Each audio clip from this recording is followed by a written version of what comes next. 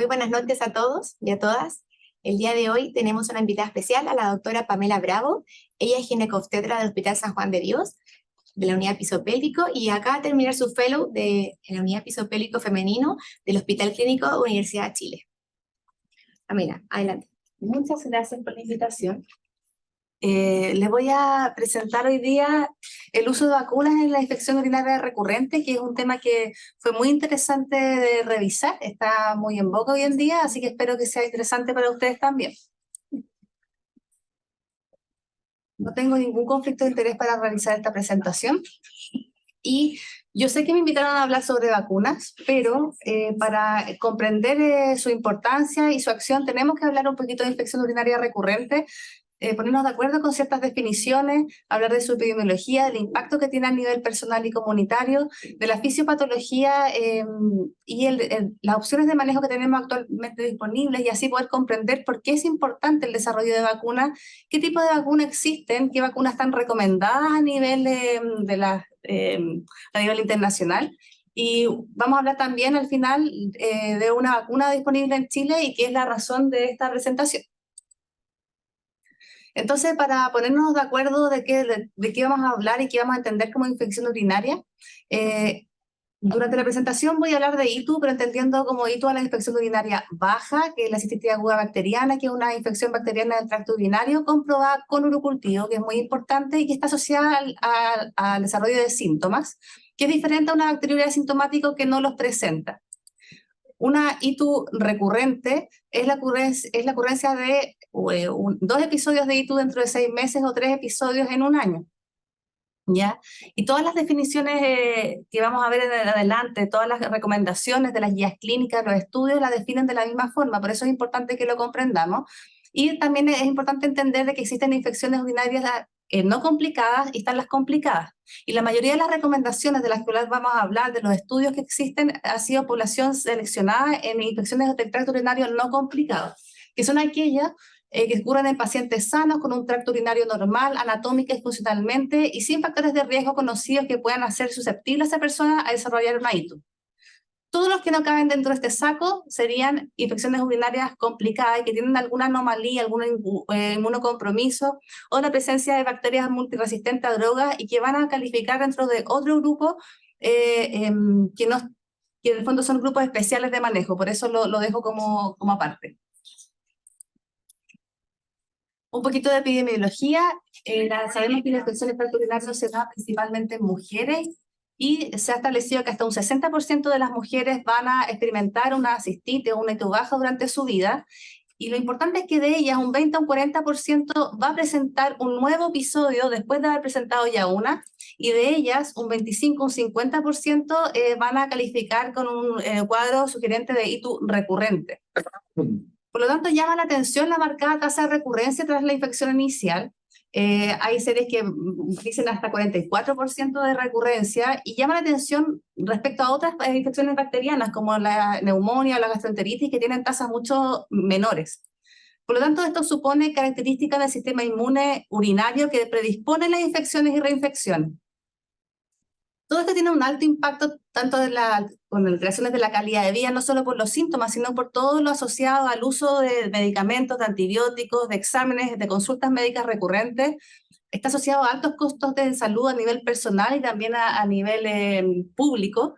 Y no podemos olvidar el uso recurrente y prolongado de antibióticos, que tiene una serie de efectos secundarios a nivel de las pacientes, hablando de difteriosis a nivel colónico o vaginal, y también en la resistencia a antibióticos, que es toda una temática hoy en día, que todos sabemos de que cada vez hay más resistencia y más temprana ante la salida de un nuevo antibiótico, y esto es una verdadera lucha que a nivel mundial y que no está de más de reconocer, porque es por esto, en parte, la razón por la cual hemos intentado desarrollar nuevas tecnologías para poder evitar el uso de antibióticos en infecciones recurrentes.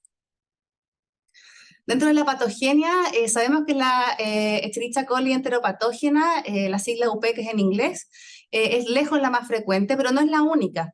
Y vemos cómo en las infecciones urinarias no complicadas hay en el fondo una serie de microorganismos, tanto gram negativos, gram positivos o cándida, que están presentes, que pueden generar una infección urinaria, y en las complicadas este porcentaje de otros gérmenes se multiplica y se hace más frecuente en porcentaje, teniendo como hincapié en que la exposición a antibióticos hace también la selección de estas bacterias y es importante tener en cuenta. De todas maneras, la Escherichia coli sigue siendo lejos la más frecuente, y por eso en general la fisiopatología y todos los mecanismos de virulencia estudiados y los mecanismos también para poder enfrentarlo están dirigidos al estudio de la Escherichia coli. A grandes rasgos sabemos que la Escherichia coli coloniza el intestino, que genera una contaminación a nivel de periuretral que puede colonizar la uretra, luego colonizar la vejiga, y en la vejiga va a tener una respuesta inflamatoria por la respuesta inmune innata del huésped, y si esta respuesta inflamatoria no es capaz de sobrellevar la infección y no es capaz de disminuir la carga bacteriana, las bacterias van a multiplicarse a través de la formación de colonias de biofilm y eventualmente subir al tracto urinario superior, invasión de los colonizaciones y daño de los riñones y bacterias. En el caso de cuando tienen los pacientes uso de catéter, a todo esto se les suma los depósitos de fibrinógenos que hacen mucho más difícil combatir estas infecciones. Y dentro de la virulencia que permite que la Escherichia coli se quede en la vejiga y no sea capaz de generar el clearance necesario a través del sistema inmune, hay diferentes mecanismos sumamente estudiados. Primero coloniza la vejiga, luego hay una adherencia al uroepitelio a través del pili de la bacteria y de ciertas adhesinas, invade las células del urotelio superficial, se genera un mecanismo para poder como sortear la respuesta inmune, como la formación de biofilms, y hay una replicación masiva intracelular que genera también la secreción de toxinas, se genera un daño celular, se libera fierro y otros nutrientes para promover el desarrollo bacteriano, y finalmente hay una destrucción celular y hay un cambio estructural de las bacterias a nivel intracelular que hace que sea incluso mucho más fácil cuando salen de esa célula invadir células vecinas. Por tanto, hay un montón de mecanismos de virulencia que desarrollan las bacterias para poder permanecer ahí, y no solo eso, sino que también se pueden generar reservorios a nivel de las células transicionales, a nivel un poquito más basal, y hacer mucho más difícil la eliminación de las bacterias.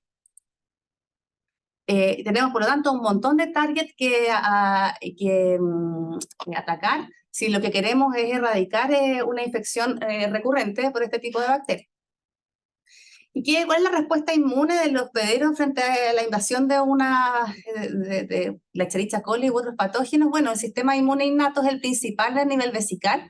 Se liberan citoquinas a nivel local que activan la llegada de neutrófilos y monocitos para reducir la carga bacteriana, y por otro lado también se activan los mastocitos a nivel de la lámina propia, y eso genera una descamación extensa del epitelio que es sumamente eficaz en reducir la carga bacteriana.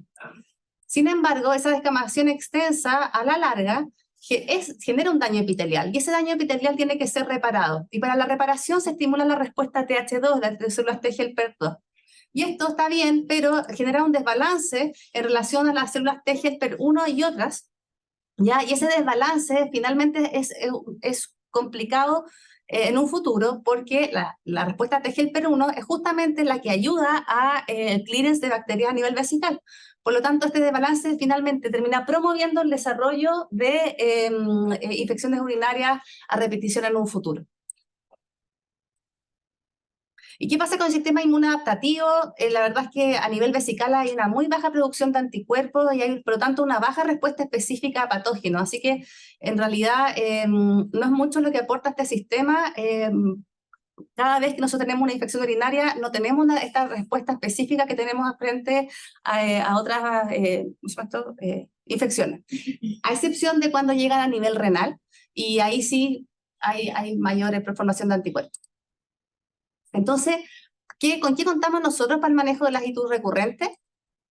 Tenemos diferentes opciones. La más conocida es el uso de antibióticos tanto a nivel de uso prolongado o ocasional postcoital. Pero ya hablamos sobre el problema de basar una terapia solo en el uso de antibióticos, sobre todo cuando son recurrentes y prolongados sus usos. Por lo tanto, también le recomendamos a las pacientes, sobre todo en las posmenopáusicas, aumentar su consumo de agua, pensando que con eso vamos a aumentar el clearance. También enseñarle algunas medidas de higiene para evitar la colonización periuretral.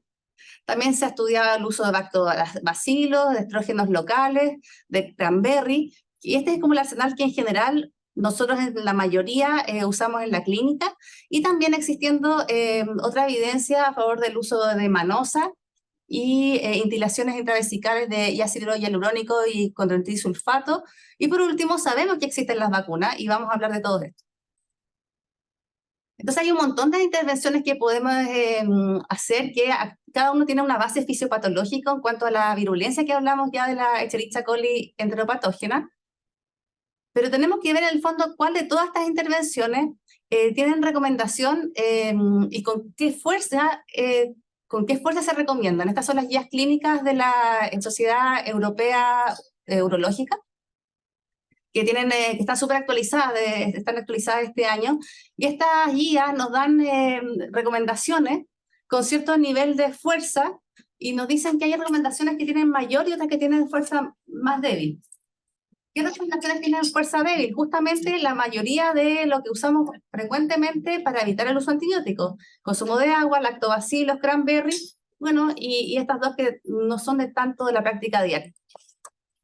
¿Y cuál tiene recomendación fuerte? El uso de estrógenos locales, el uso de antibióticos y justamente las vacunas. Vacunas que no conocemos tanto, por lo tanto esa es la razón por la cual estamos acá, y ahora vamos a hablar sobre vacunas.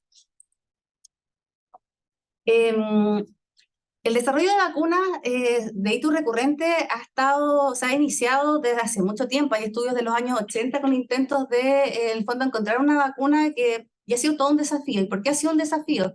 Porque como ya hablamos, hay una falta de la inmunidad protectora natural tras una infección urinaria baja. Hay falta de anticuerpos a nivel vesical, hay una diversidad de patógenos y cada uno de ellos tiene diferentes mecanismos de virulencia. Por lo tanto, lograr una vacuna con todos estos desafíos es difícil. Y los requerimientos, por lo tanto, que necesita una vacuna es generar una respuesta inmune protectora en contra de factores de virulencia claves como la colonización, la invasión y la formación de colonias. Aparte, necesitamos que evite inducir una respuesta sobre las bacterias que están colonizando el intestino y ojalá que tuviera un efecto tanto sobre el tracto urinario alto como el bajo.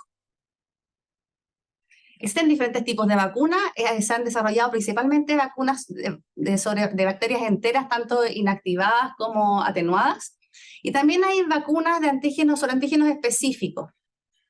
Todos estos preparados, en general, son preparados que se hacen en el laboratorio y que se usan, en el fondo, se hace un preparado y se usa para población específica, pero en el fondo es el mismo preparado para todos los que van a recibir la vacuna. Y de esto hay un montón de estudios con diferentes tipos que se han estudiado. La mayoría de estos, tanto de células enteras como de vacunas contra antígenos específicos, han llegado a estadios preclínicos, pero hay un par que sí ha tenido en el fondo estudios clínicos y ya ha salido al mercado, y de eso vamos a hablar. Me pidieron que hablara también un poco de las autovacunas. La autovacuna es un principio similar, pero se aísla los patógenos de la muestra de orina de cada individuo, se saca ese extracto de patógenos individualizado y se hace una vacuna para cada persona. Uno podría pensar que por ser una vacuna individualizada va a tener mejor efecto o alguna ventaja, pero en realidad yo no encontré ninguna revisión sistemática que incluyera las autovacunas dentro de su revisión. Ya, la verdad es que los estudios son bastante chiquititos los que es de autovacunas.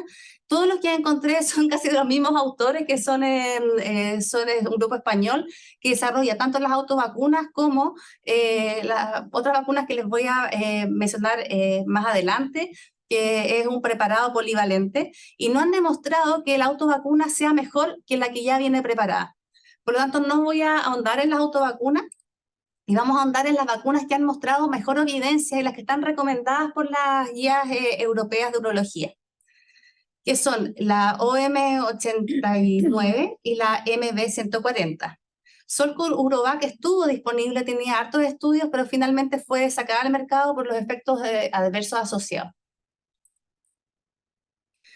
La OM89, conocida por su nombre comercial Urovaxon, se trata de vacunas, son una cápsula oral que tiene 18 serotipos de Escherichia coli enteropatógena que están inactivadas por calor, son de virus entero.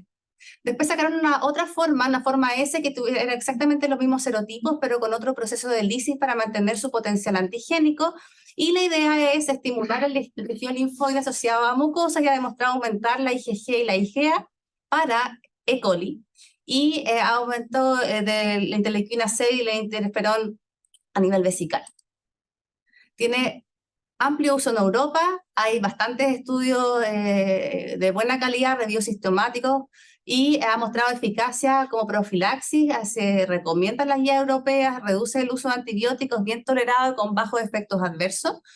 Hay un ensayo posterior que analizó solo esta forma nueva de Urovaxon, que no mostró beneficio, por lo tanto hay que tener cuidado de no mezclarlos, porque no tienen los mismos resultados. Sin embargo, no está disponible en Chile, así que no me voy a ahondar más en este tipo de vacuna. Y voy a hablar de la MB140, ya que es la vacuna que hace poco llegó a Chile hace unos meses y que recién el mes pasado sacó la resolución de la ISP para su aprobación provisoria por un año. Y la gracia de esta vacuna, bueno, tenemos este estudio que es de mucha fuerza, que fue publicado en el New England, y que con este estudio que fue publicado en el 2022, ganó la fuerza estadística como para poder recomendarse también en las guías europeas, y por eso la voy a presentar. Es una vacuna de administración sublingual, que es una suspensión polivalente de bacterias enteras inactivadas por calor, que reúne estas 4 tipos bacterianos, la Escherichia coli, la Klebsiella, un Proteus vulgaris y Enterococcus fecalis en iguales proporciones, y que la idea es administrarla vía sublingual, autoadministrada por la paciente. La dosis son 2 sprays debajo de la lengua una vez al día y por un periodo de 3 meses. Dentro del mecanismo de acción de la bacteria, esto es bien interesante, porque se basa son vacunas basadas en la inmunidad entrenada. Este tipo de inmunidad tiene la gracia, la ventaja de que, bueno, induce a través de ciertas proteínas específicas la expresión epigenética, genética, metabólica e inmune necesaria para generar un tipo de inmunidad que no es específica, no genera una inmunidad específica, sino que es más bien amplia y genera inmunidad cruzada con otro tipo de bacterias. O sea, no solo me voy a proteger contra las 4 bacterias que contiene la vacuna, sino que logra cierta amplitud a otros gérmenes. Esta inmunidad no específica le otorga bastante efectividad, pero a costa de que tiene poca memoria a corto plazo. Tiene poca memoria, que es una memoria a corto plazo. Pero también induce la formación de anticuerpos, también induce la inmunidad adaptativa y genera una respuesta específica contra los patógenos que están incluidos en la vacuna, y eso también genera una memoria a largo plazo. Por lo tanto, tenemos una protección a largo y a corto plazo y de mayor espectro de la que contiene la vacuna misma. Además, esta vacuna, a través del efecto de la inmunidad adaptativa, aumenta la respuesta TH1 y TH17, y recordemos que justamente es la respuesta TH1 la que disminuía por la fisiopatología de la respuesta del huésped a las infecciones urinarias recurrentes. Por lo tanto, actúa bien sobre la fisiopatología de la enfermedad. Hay mucha evidencia respecto a esta vacuna, hay estudios, de hecho hay series de 10 años de uso, ¿ya? Y la verdad es que yo les voy a presentar específicamente este trabajo, lo elegí porque es el de mayor fuerza, el de mayor calidad. Es un estudio randomizado, doble ciego, controlado con placebo, de grupos paralelos, de 1 año de duración, que incluía 240 mujeres, se reclutaron mujeres entre 18 y 75 años, y fue desarrollada en España y Reino Unido. Estas 240 mujeres fueron randomizadas en 3 ramas, una a las que se le administró placebo, otra se le administró 3 meses de la vacuna, al otro grupo se le administró 6 meses de la vacuna. Y con un mayor de un 85% de las pacientes completaron el estudio. Entonces el estudio duró un año en total y se hizo un seguimiento con búsqueda de resultados a los 3, 6 y 9 meses, tanto del placebo como de las que recibieron 3 meses de vacuna y 6 meses de vacuna. Las características demográficas de la población donde se hizo el estudio, era importante destacarlas, eran pacientes más o menos peri 50 años que tenían muy baja tasa de diabetes y de obesidad, ¿ya? No fumadoras y la mitad eran premenopáusicas, y llama la atención que en promedio habían presentado 6 episodios de ITU el año previo al estudio. Se midió la efectividad, ¿ya? Acá se muestra la efectividad tras los 9 meses de observación, o sea, después de 3 meses de uso de la vacuna o 3 meses de placebo, ¿ya? Y se vio que a los 3 meses había una mediana de ITU en el grupo placebo de 3 versus en el grupo vacunado de 0 a 1 con tendencia a 0, y no se presentaron diferencias significativas entre el grupo entre 3 meses y 6 meses. Se estimó un número necesario a tratar para prevenir una infección urinaria de 3, y el riesgo relativo de desarrollar ITU usando la vacuna versus el placebo fue de 0.59. No hubo, entonces, como les decía, diferencia entre el uso entre 3 meses y 9 meses, y tampoco hubo grandes diferencias entre el seguimiento de 6 meses y 9 meses después de seguimiento después de los 3 meses de uso de la vacuna. En cuanto a la tasa libre de ITU, se vio que al final del estudio, un 25% de las pacientes que tomaron placebo logró estar libre de ITU, versus más de la mitad de las pacientes que usaron la vacuna también sin lograr significancia entre los 3 y los 6 meses, y que en las pacientes usuarias de vacuna, en los días transcurridos a la primera infección fue con una mediana de 275 días versus 48 días de placebo. O sea, retrasaba, a las que tenían una ITU, retrasaba su inicio. Y esto se demostró también que generaba un impacto significativo de forma positiva en la calidad de vida, y con bajos efectos adversos. No hubo mucha diferencia entre los efectos adversos entre los diferentes grupos. Los efectos adversos severos que se describieron no estuvieron relacionados, se consideraron que no estaban relacionados con la droga misma, y de los leves que estaban relacionados, o sea, de los que estaban relacionados con la droga, se estimaba que eran un 3% en placebo y un 4% en las pacientes que usaron la vacuna por 3 meses. Y dentro de eso, la gran mayoría fueron leves y de acción local, principalmente relacionado con la picazón de la mucosa oral o con disconfort en cuanto a la mucosa oral, y los que eran considerados sistémicos eran también picazones generalizados o malestar generalizado. ¿Qué pasa en otros grupos? Puse este estudio porque es importante la prevalencia de la infección urinaria recurrente en las personas mayores, y hay un estudio que se hizo no solo en personas mayores, sino que en personas mayores con fragilidad. Y se hizo un análisis prospectivo en las nursery homes en Europa, y se reclutaron pacientes entre 64 y 90 años. Se excluyeron todas las causas de infecciones complicadas, y se reclutaron al final principalmente mujeres con un promedio de edad de 82 años, que se vio que de un promedio previo al uso de vacuna de 5 infecciones al mes se bajó a 0.1, y que esta paciente, el estudio tuvo la ventaja de que le hicieron después un boost de nuevos 3 meses de vacuna 1 año y medio después, y después de ese refuerzo lograron bajar de 2 vacunas mensuales a 0.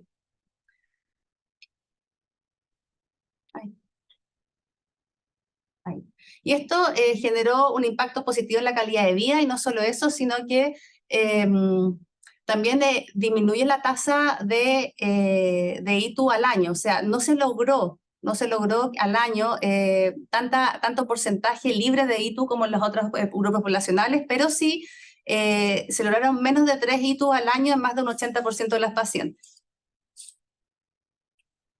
Y por último, se hizo un estudio el 2022 de costo-efectividad en España, ya donde se mostró que era altamente costo-efectiva la vacuna, que disminuye la visita al médico general de urgencia, que disminuye la realización de urocultivos, de ecografías y otros exámenes complementarios, que disminuye el uso de antibióticos y los costos asociados a ellos, y que en total existió más de un 50% de la reducción del costo en salud por paciente al año. Todo esto sin considerar todo lo relacionado con la resistencia antibiótica individual y poblacional, que es mucho más difícil de medir. Por lo tanto, como conclusión, para ir cerrando, después me pueden hacer todas las preguntas para completar la información. La ITU recurrente es una condición frecuente de difícil manejo que altera significativamente la calidad de vida de las mujeres.